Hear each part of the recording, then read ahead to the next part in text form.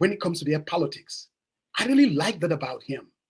But I watched this show, Dema. I'm like, yeah. No digga, digga, digga, digga, digga. I like my instincts. But here you have somebody. Remember when we were playing? Was it Mali after Senegal defeated us at the African Cup of Nations? Yes. Was it Mali or Cameroon? Wherever we were playing in the first half. Mm-hmm. And I went and I wrote something on Facebook. Coach Bineko, please, in the new Minte.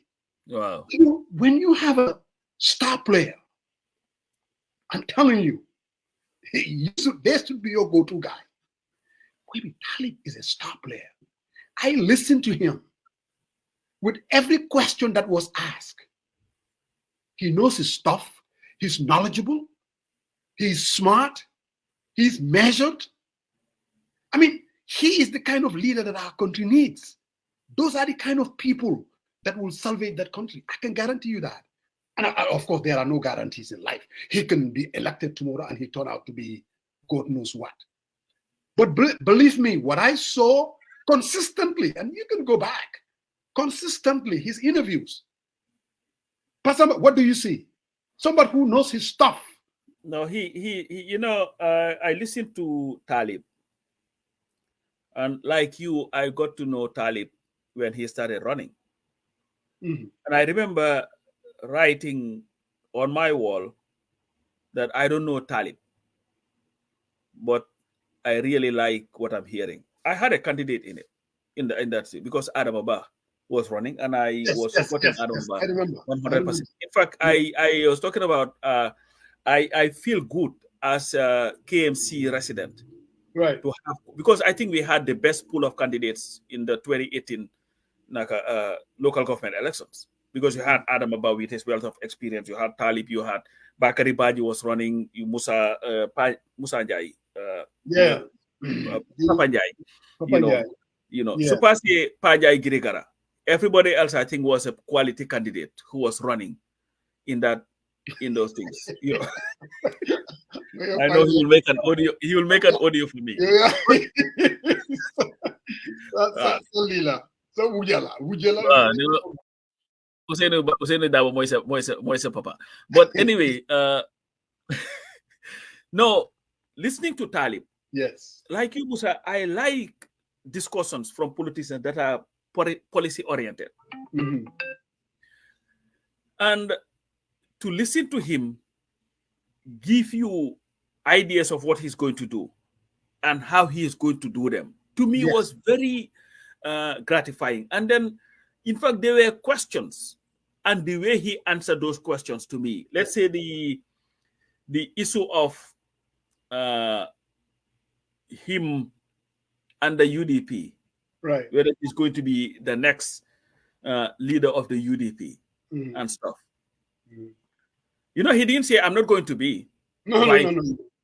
He says, as a politician, I would want to rise. I would go to other levels.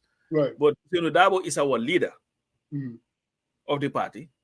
And when we get there, pretty much we'll cross the bridge. But there was a way that he answered it without necessarily alienating anybody, but just focusing on the issue at hand. So am I surprised? No, because we've had him here before.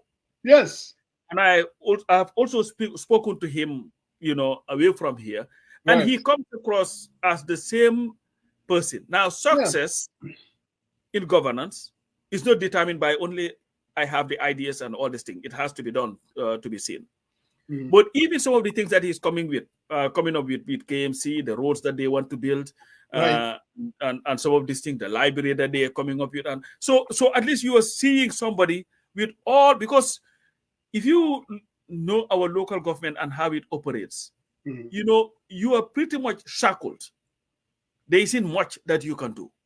Which he said. He did say that. Which he said. But what I like is the fact that at least you are listening to him, and you see that this guy has ideas and plans. And then he is telling you exactly, this is what I did here, and this is what I'm going to do. So to me, I was impressed. I was not surprised, but I knew that since you every now and then you would call somebody the real deal, but I know this is your opportunity again to anoint an other real deal. So go right ahead. And the moment The moment he comes across not being the real deal, I'll be the same one that would come here and tell you I am so disappointed with this guy. Just like Henry Gomez was a real deal to you. I know Henry Gomez has never been a real deal. If you remember Dr. Cisse, people even used to think them an armored supporter of Citizen Alliance. Yeah. I was just calling it the way I saw it at that time. Young people dealing with the issues. I really, really, really, really had hopes for that party. When it turned out not to be, because I'm not Fini, you can't really predict people. But what I saw though from this young guy, no one can question that he has the capacity. No, I haven't got time, I'm just good, this guy is young, I'm inexperienced. When I hear him, he's telling you the difficulty he's facing as mayor. Listen to what he said. Just listen to what he said. He's like, in other countries, when you're a mayor, you are an executive. You have pretty much a cabinet, people that would work for you. You have a budget to work on. In our situation, as a mayor, you're a chairman. You're more of a legislature more than anything else. Yeah. I mean, and that tells you the problem with that. So, and still, even with that difficulty, he's thinking outside of the box, saying, okay, what am I going to do to be able to deliver for the people of KMC? He's talking about building roads. He's talking about even this Mali project. Remember what he said. The money wasn't there. I mean, you're talking about a tax base that is so narrow and small. Mm-hmm. He was able to think outside of the box. Why did I corrupt? He did that. Within a very short time, they even own it now and they don't owe a dime.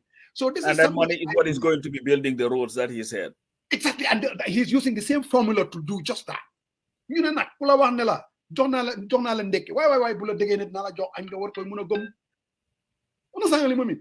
these are the kind of people, they are the future for a viable Gambia. Pastor Mayo, you've always known me. But for now, this is Save the Gambia. I detest partisan politics. I don't want to be a prisoner of that because it tends to cloud our judgment. You cannot be open to look at other people. They don't necessarily belong in the same party. And I think, and I also like his decency. I mean, he could, you listen to that entire interview, and I don't think that at any moment was he utterly kind of totally out of line, disrespectful to Barrow or the government. Unlike them, when they have an interview, how they would kind of go UDP and disrespect Mr. Dab. You don't have to disrespect somebody to lay out the differences that you have with them. And for a small Gambia, small country of 2.5 million, less than 3 million, I seriously believe that that's the kind of politics that we need. And I mean, and I just want to tell Talib, continue doing what you're doing. I mean, he has a future. How much Taylor or 26 la or 32 la or whatever. I don't know. But he is the kind of person that I think, bro, we need to give someone a chance to try some of these things and see whether it will work. I'm gonna Musa, if you look at our circumstances as a country since independence, the only time that we've had opportunities to, because Jawara became a president because he was leading the largest party from independence. And of course, once you become president, you're president. Right. Jammeh, we didn't have a say as to how he was going to be president of that country. Right. Barrow, we had a say in it, but out of circumstances. We were in dire needs. Right. We did not care much about quality. We wanted change. Mm-hmm. Because we believe that when that change happens, then we can chart a new way, especially when we were promised these 3 years, so that we say, you know what, we will vote for this person, interim president, then we'll have an open process where we will select the best candidate. Yes. The last elections that we had in the Gambia, it was reduced to fear-mongering. Yes. That's what it was reduced to. So le votele Ousseynou Dabo, di la indi. So le votele Halifa Sallah, yena nge sani Ousseynou Dabo. So le votele Essa Fall, so Gambians were not there. It was not, of course, it was a free air elections. I still believe it was free and fair. There were problems, but it was free and fair. But I don't believe the Gambians had the opportunity to vote freely without fear. Because there were people who voted for Barrow, not because Barrow was their choice, but because of their fear of a Mr. Dabo, or because of the feelings when voted a Khalifa, you were voting for Mr. Dabo, and all these things, these whole things were there. Those issues were there, Mom, no doubt. So I just hope that the next elections that we have in 2026, and I hope Barrow will not be part of it, Gambians will finally be given an opportunity to vote, not based on who is the incumbent or who is feared, but somebody who will deliver for our country. It should not be voting, because such again, we have not looked at who is going to deliver for our country, and let's vote for that person to be the president of the Gambia. It's like we've been missing on that opportunity. I don't think we will ever get there. It's always you're still always gonna have people that are gonna vote out of fear. People are gonna vote because of the red meat. People are gonna vote for ethnic reasons. I mean, the truth is the truth. People are gonna vote. But anyway, time with these young people that are coming up. Yes. I just want Gambians to for once, go to the polls, vote for a person, not because of what somebody is saying about him, but based on the person's qualifications and what they can do for the country. Musa, and I think that will be the beginning of an other trajectory in terms of development and normalcy for our country. And I hope the way that people are touting Talib, that other young people will also come on. Exactly. And try to run. Because there are a lot of good people that are out there. Yeah. The other side, the UDP, they are now, Yanks Dabo is now, getting this vibe now that he is potentially, a UDP candidate. And to me, we've seen what he's doing in back, deciding, for the first time, the revenue that we made, we're going to give all these village development committees this much money. But I hope that those village committees too will be audited so that it will not end to support But what I'm saying, Moine, let it all be, and I think UDP is in a very interesting situation from Nekani. Because wow. The end of Mr. Dabo as the UDP candidate is either over or is very, very close to being over. If Mr. Dabo becomes the candidate 2016, that will be his last time running as a UDP candidate. So, of course, now the jockeying is all over the place. But now you see, Yanks does not want to be outdone by Talib, not based on what he is saying in public, but what he is also trying to do in back. So maybe when they go to this thing, it will be like, this is my record. I was the chairman of back from Nangam Sangam to Nangam. This is what I have done, and this is what I'm capable of doing. The guy from LRR will come and also present his ideas. The guy from the OIC can tell them, I ran the OIC. This is what I can do. Anybody who wants to run can come and present their credentials. There is I'm not going to Amadou Sane. Amadou Sane. Oh, Amadou Sane is in the thick of things. But you know what? Any party, what it's salt, that is the kind of thing to be expected. Oh, yes. And that's what you appreciate. There are leaders in that party. There are individuals who are ambitious. That is to be expected. But you know what, though? No matter how ambitious you are, you have to believe in the party, and you also have to believe in the process. You believe in the party and you believe in the process. When you go through the process, and legi bare knuckles is going to get very ugly. But at the end of the day, whoever the process chooses must be accepted. Must be accepted and embraced. And talking about Musa, you cannot pull an Ahmad Jite. No. On the party. No, you cannot. You went through the process, regardless of what the situation is, the process. Yes. Not saying, you know what? No, I'm done. Look at the coalition that we had 2016. I'm going 2006. Yes. The problem that we had in the selection. Yes. Could have been easily replayed after 2016. Very easily. And you remember we had a very heated argument among us. Yes. Heated as hell.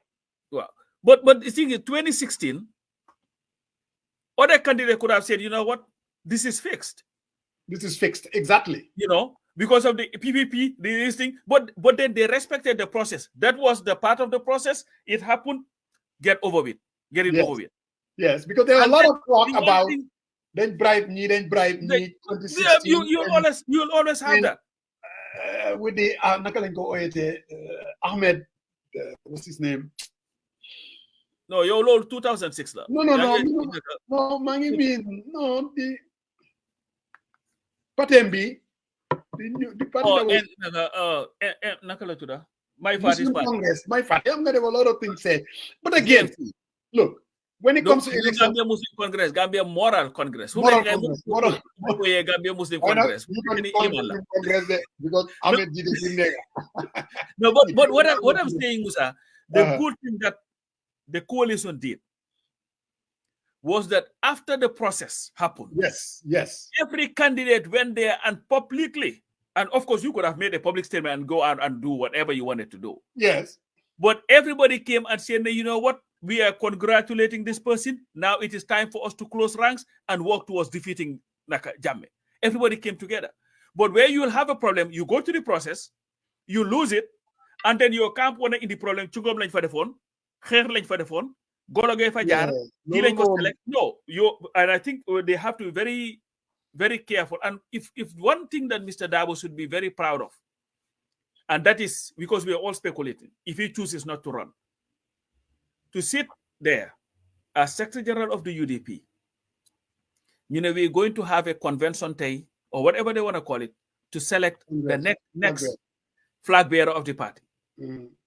And on his right, he is seeing people who can come and tell people their credentials.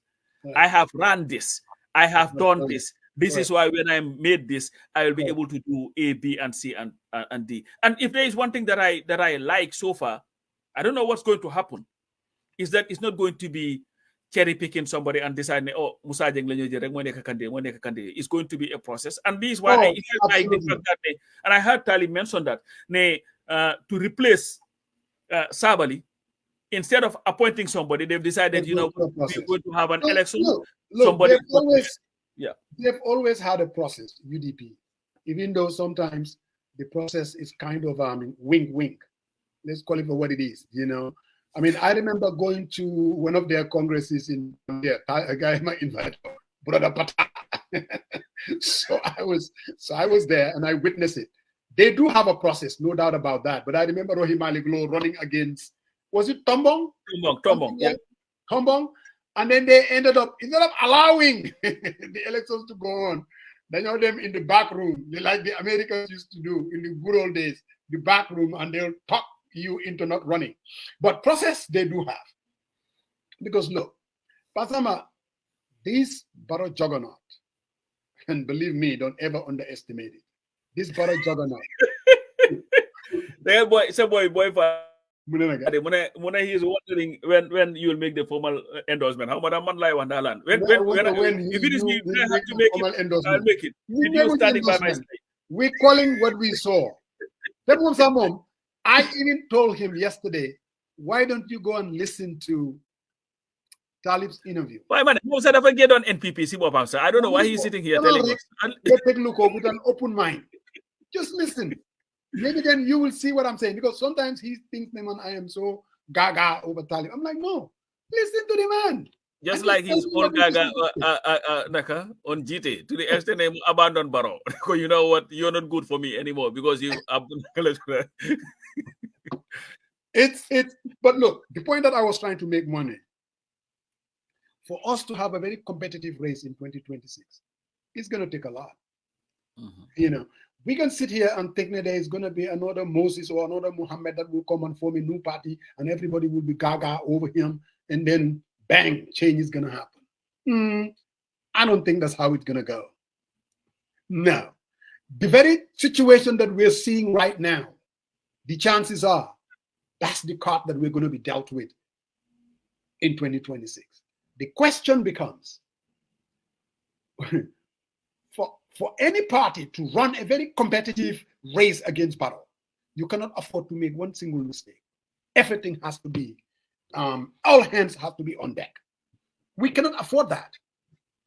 If anybody does that, Barrow is going to be re-elected.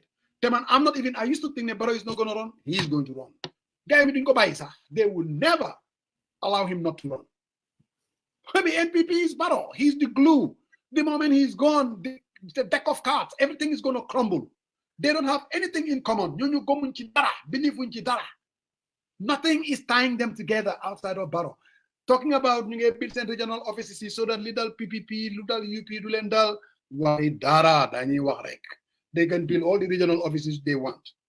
The moment, the day that Barrow is gone, my friend, Amaba, all those players within the party, bro, that is a very, very shaky alliance. No, it's why not? Musa, we want to about politics. Because may fekke rek ñun ñep mbolem ko xamne yaangi sétane programme bi yalla la yalla may fekke. That's the most important. So why ngay limit ñaan to only ñu sétane programme bi? What about ñu du sétane programme bi nak? Té di dégg programme bi. Xam nga ñom ñoy dégg what we are talking about right now. So what I'm saying is ko xamne yaangi sétane programme right now, and we are talking about predicting what's going to happen in the future. Yal nañu yalla may fekke. Suñ ko fekke. I mean rek góor gi. What makes you think ne buga na ko fekke man? Yow kay yow do la li nga do rek. Ya ko gëna buga fekke, bul ma solal. No, moy NPP, we are building our regional offices so that lu dalon PPP APRC was more powerful. They were all over the place. They are still there. They even have the speaker and the deputy speaker. Well, the deputy speaker by them na NPP. But where are the structures of the Listen, Barrow steps down, NPP. They may contest one election. That's where they would lose. And you lose those elections, you are dead. Good. Now I'm got incumbency. I've always said here the determinants of winning elections. And legi guy attack me. And I talked about incumbency. And I'm talking about ethnic identity politics. And those two components are still very, very, very, it's there. No doubt about that. It plays a pivotal role. An incumbent, and the unfair thing about incumbency, how they are perceived. Because they are the ones that are bringing the bacon home. Imagine, the things that Barrow is able to do. He's the only one who can do that. And he's doing it using state resources. And sometimes, in a certain way. So incumbency is very powerful. He has a bully pulpit. Everything will come to a standstill. When he speaks, when he goes to the provinces, he talks to them. They buy into it. The psychology of that's just the nature of the beast. And then of course ethnic affiliation, identity politics is still raw in the Gambia. No, it is. It's just there. It's just there. It doesn't mean that we are bad people or we're a bunch of tribalists. It's just there, just like in every society. America's identity politics, I'm nothing big time. It's here, But some of the voters are also driven by by issues. Again, if we are going to challenge the status quo, that's all I'm saying. We cannot afford to make mistakes. In this particular case, using the UDP, because I've always said, Lingis right now, for me, is the only vehicle that can pose a serious challenge to Barrow. And that vehicle, they cannot afford to make mistakes. That lolu moy dega. No, I'm going UDP sa si bopam. UDP tam ñu ngi enter a very uncharted territory. In that if Mr. Dabo doesn't run, si bopam. And this is where it is important that unity that we're talking about, because that will test the party, si bopam. Oh, big time, sir. Because ñu ñëpp xam nañ the importance of the party leaders in all political parties. Of course. And will those who are in the party, there are different parts of the UDP. They are the 2016ers. of the UDP, post 2016ers of the UDP, who came because of the UDP was aligned with the government. Later they stayed, or last election they felt, you know what, we can win, and they stayed. Will they have the endurance to be committed to the party if Mr. Dabo decides that I'm not going to run, and their candidate or themselves do not win the nomination? Because those are some of the challenges that the party is going to face. And I believe my own analysis, that the reason why Mr. Dabo has not said yet about stepping down, about not running, because he knows what is in store. Of course. So he wants to manage it, of course, until it gets to that level, of course, where they will say, okay, you know what, there is a process.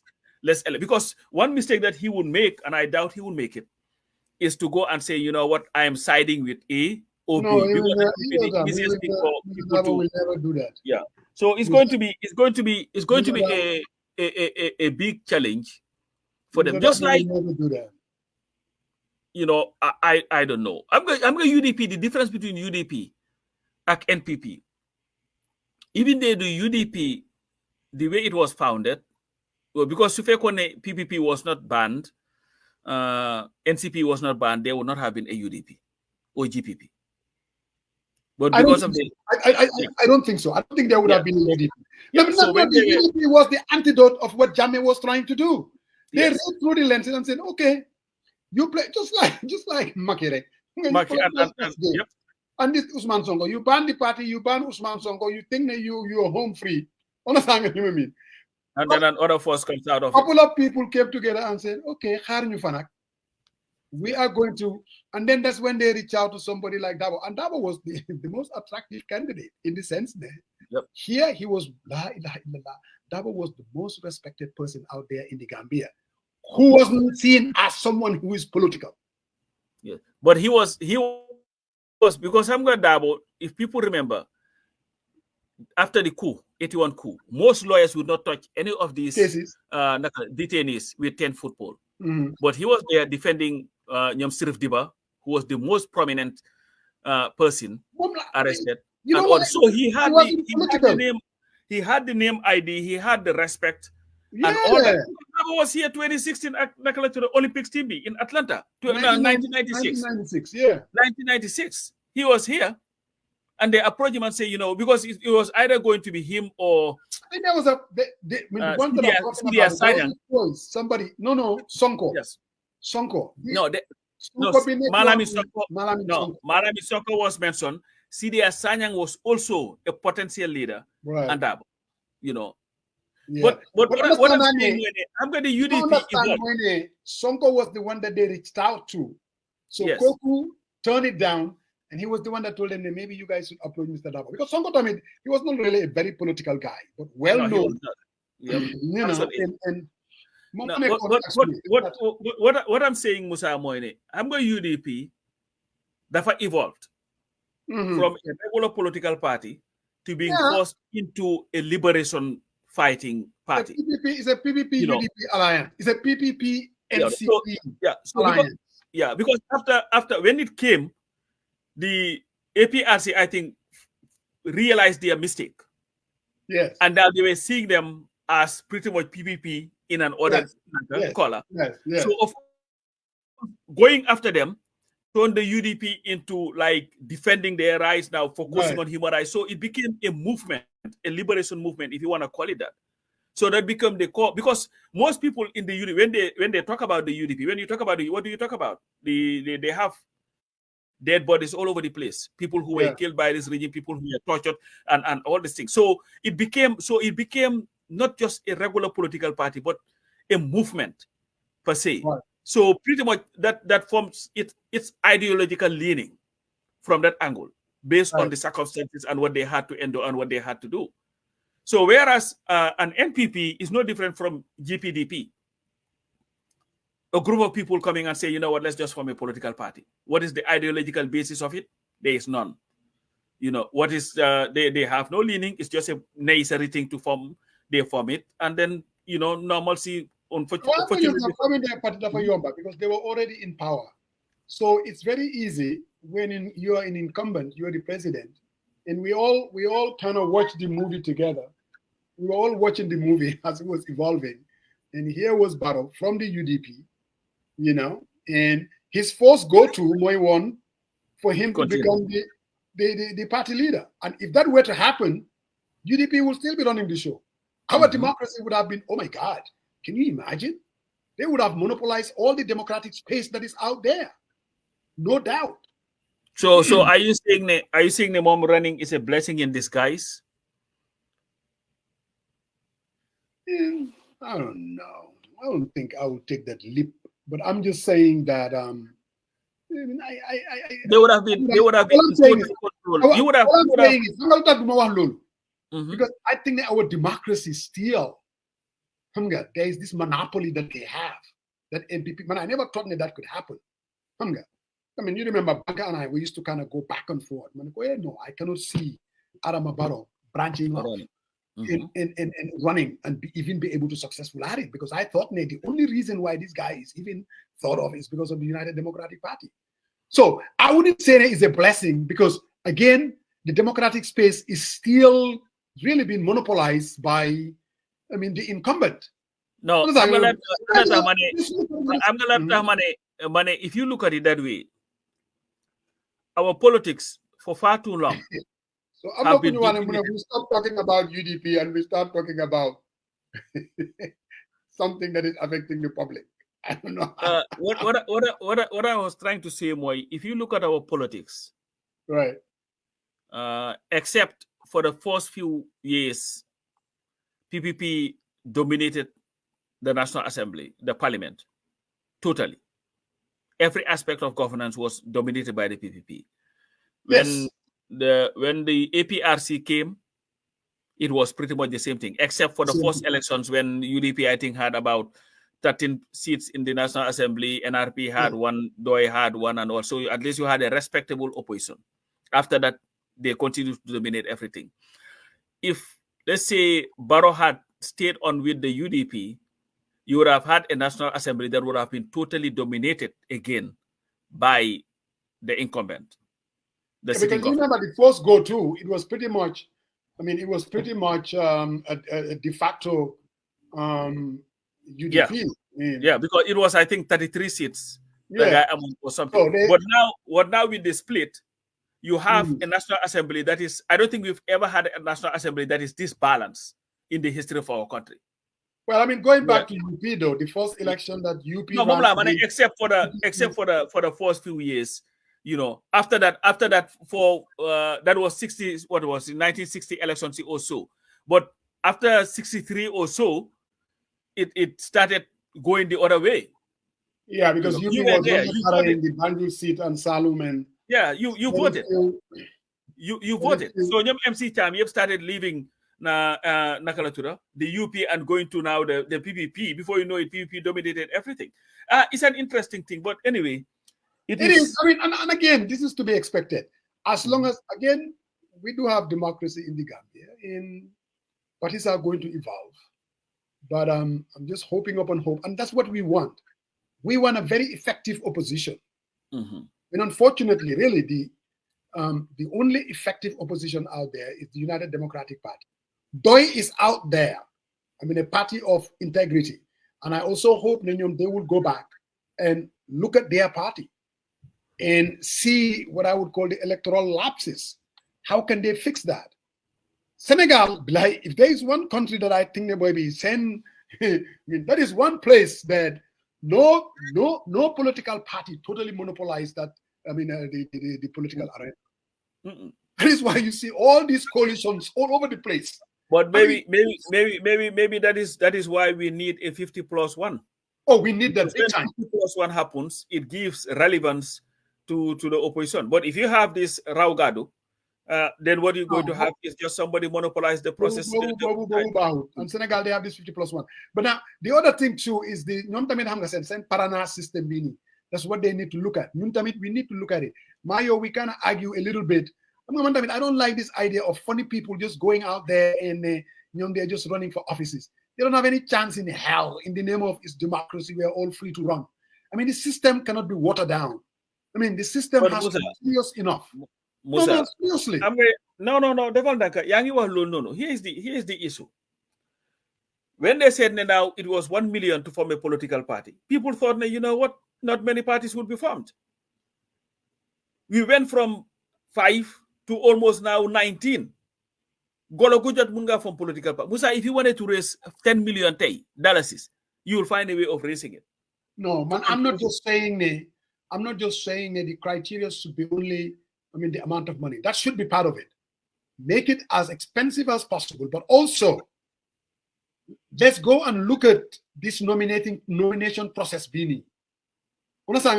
You cannot go to Joshua, for instance. Samba Jow nominate la. I can turn around and nominate another candidate. We cannot have that. No, nomination. Musa, I agree with you. I agree with you. It's going to be a combination of things to weed out they are not serious candidates. So that the Gambian people. First of all, need for the whole system needs to be looked at. This nonsense of what do they call it? The to go somebody pull what do they call that? When you do not have your papers, you go to the alcalo. What they say? Attestation, Bobulen. We need to get away from that. Attestation happened because then they were not facilities for people to get their papers. This is a different time. I have a problem with that. And the problem with the attestation, Moy, just because you were born in the Gambia does not make you a Gambian. But how many alcalos knows what the constitutional requirement of being a Gambian is? And the attestation. And again, I have a serious problem even with that. I think I have a problem with it, but I'm telling you what the constitution says now. I know it's flawed. So Musa, just because Musa Jeng you do one thing, does not make Musa Jeng a Gambian. But if the alcalo can come and say wow, then Koku will vote. So if that person could vote, that person constitutionally. Attestation has to go, has to be taken out. I don't think that it helps our democratic. And one thing I agree with. Maybe even independent candidacy, sir. I'm all for that because I think that we need to maintain it. But they should make it so restrictive. Bro, seriously. If not, Musa Jeng muna joge visa dem naman independent candidate la. Even small kids, they will not even vote for me. You're wasting resources. You're muddying the waters. The serious candidates are not really they're not looking at them. Imagine all that dialogue that we had. Seriously. That dialogue, the only important people like Ablanja used to say, meetings, Faisal Tabul, in the data on the table. So that is why we need to have a weeding out process of some sort. If you want to be an independent candidate, these are the requirements. Bang, A, B, C, D. In every region, you should be able to get A, B, C, D, E, F. No, they did not nominate any of the presidential candidates. Let's say you have a UDP, you have an NPP candidate, you have a DOI candidate. You want to run as an independent? You go to every freaking region and be nominated by people, they don't support any of these parties. If you cannot get that, you have no, Musa. Go to regions and get nominations. But to say that do not support any what is happening in Senegal right now? All you need to do is you just go out there, you nominate. How can one person be nominating 5 different individuals? No, but I think the usage process, Musa, I don't think you can nominate different people because when you nominate, your voter's card is also registered. You cannot have your voter's card. No, why, bro? No, you have to do the auditing. Oh, you don't think that they do that? You don't think some of these people are they're being nominated? Oh, let me tell you. You know why some parties lost their nomination, Gambia? Because of that. Because they audit. Because when you nominate, you have to have your voter's card. Another problem. Pasama. Let's say you're going to nominate the UDP president, then you're going to nominate Adama Barrow president, and then you nominate Maman. So who is to tell by the Independent Electoral Commission, can you want a jail nomination in Pasamba? No, this guy the first person. And they have that's how the process comes. So you Momla Metar Juve don't make the argument. The problem of the Paranas. They have this ballot system kan mooy war a njëkkaa dem mu ne yow suñ la njëkkaa jël yow ñu dem seet sa gars yi la paranasal nominatal la yow ñooñu den you're locked in. Maître Diouf kenn paranasu ko. Then you're locked in. So if you come after, Pasamba Bilai, if we seriously want a free, fair, serious elections, we have democracy. It has to be about managing it and you having rules, and rules that are very stringent. If you're going to be able to, because electing representative, whether it's in the National Assembly or president, is a serious business. And first, it starts with the Constitution, cleaning it up. You will never be able to have a perfect system. Clean up the Constitution. Put the term limits. Put the 50+1. Do all the necessary things that needs to be done. Go back and look at our election laws. Change the damn thing. Find an independent electoral commission. You know, they are serious people with the highest integrity. I'm talking about that. Ali Muhammad Njai has done a hell of a job. You know, I want Alaji Baro, Jundu Drame, Madi Jobate as part of the independent electoral commission. He just needs to hang it, and then we get other people. You know, I'm not going to personalize it like you do. I cannot say that I want this, I want that, I want that. No, people that I believe of integrity. You have many other money. They'll not be there. I would call that a false start. Because the moment you name people that you like, that's a false start. What we need is to find Gambians. I just found it. Is a false start. Let's go through a process. Let's go through a process. We highest integrity. Man, even the I kind of have a, because it looks like, I think it falls in the hands of the president to name that's supposed to be, because I think it's the Public Service Commission too. They are part of the process. Judicial. Yes. Is it the Judicial Commission? No, I'm not you.